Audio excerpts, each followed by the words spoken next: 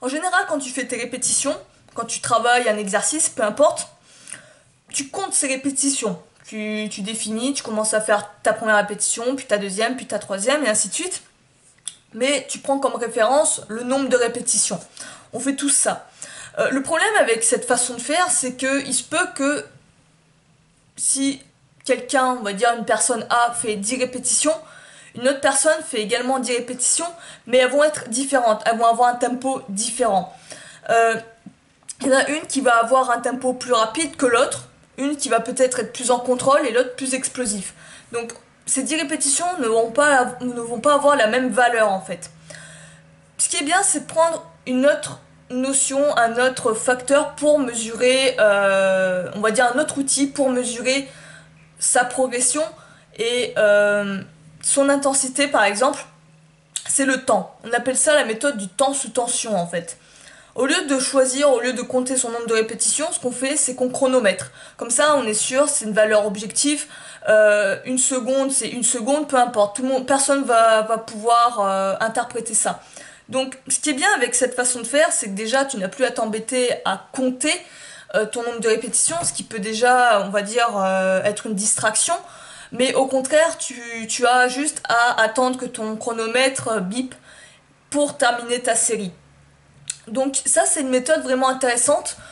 Tu verras plus dans le monde du bodybuilding en fait, cette méthode-là, où on utilise le chronomètre. Donc comme je te dis, tu n'as plus besoin de compter ton nombre de répétitions. Ça peut en arranger certains. Mais en plus de ça, ce qui est génial, je trouve, avec cette méthode, c'est que ça peut te pousser à aller plus loin.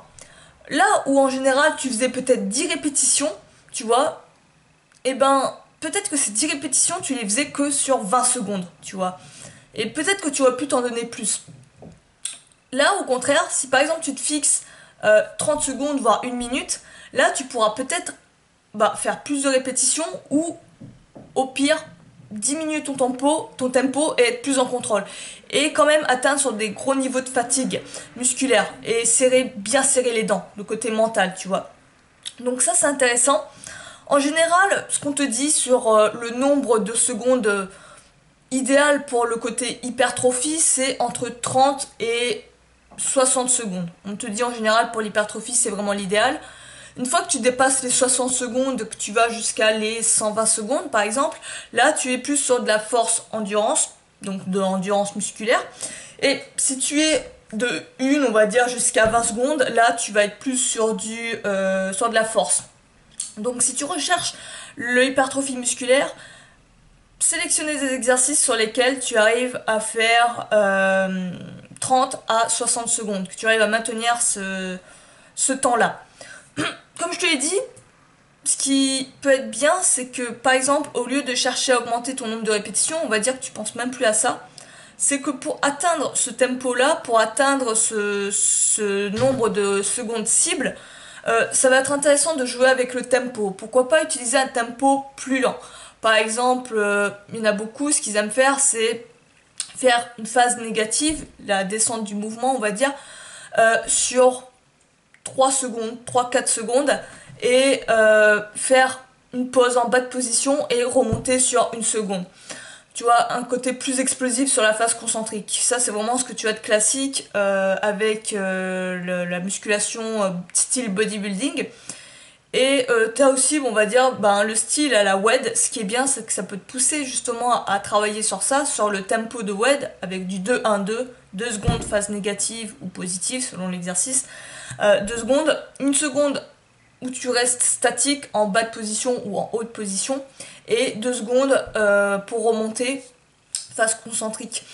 Et là, ça va être vraiment intéressant parce que ça va t'obliger à te concentrer sur d'autres choses, tu auras de nouvelles sensations, ça va rajouter une difficulté, ça peut vraiment rajouter une difficulté. Et avec ce style de travail, temps sous tension, t'es obligé d'être lent en fait, tu peux pas tant être rapide. Sinon, franchement, tu vas pouvoir enchaîner des tonnes de répétitions et je suis pas sûre que tu vas pouvoir tenir les 1 minute.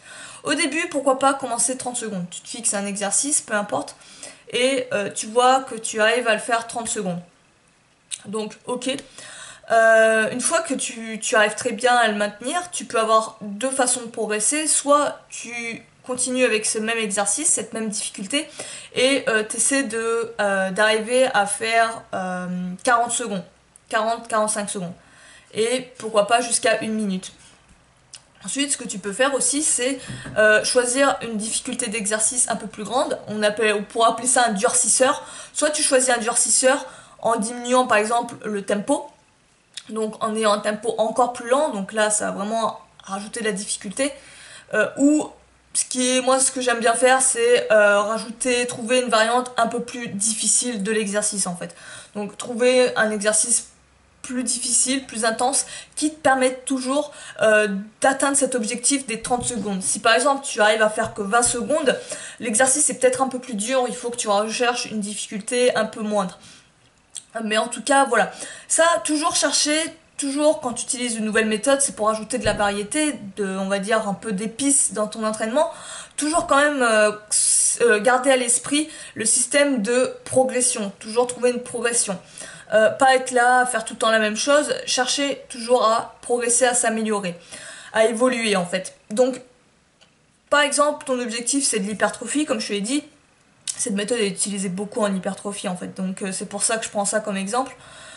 Si tu arrives à un moment donné à faire 1 minute d'un exercice, voilà, augmente de la difficulté, choisis une variante plus intense, très légèrement intense, augmente le tempo, mais essaie de te mettre au challenge. Donc, tu vois, il y a plein de manières d'ajuster ça, mais je trouve que c'est une méthode vraiment intéressante. Je ne l'ai pas pratiquée régulièrement, assez régulièrement. Je l'ai pratiqué comme ça, à tâtons, à des moments de ma séance. Comme hier, par exemple, je l'ai voulu le faire sur les squats.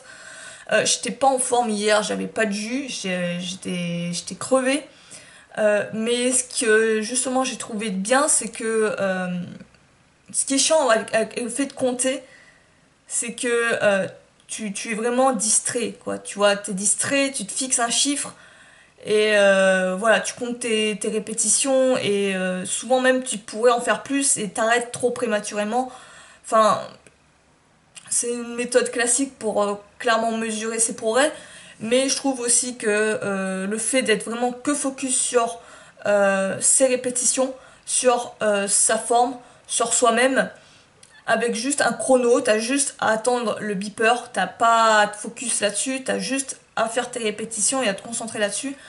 Ça peut être aussi une autre façon de faire et qui peut peut-être correspondre à d'autres styles d'entraînement, d'autres personnes aussi qui pourraient apprécier cette façon de faire.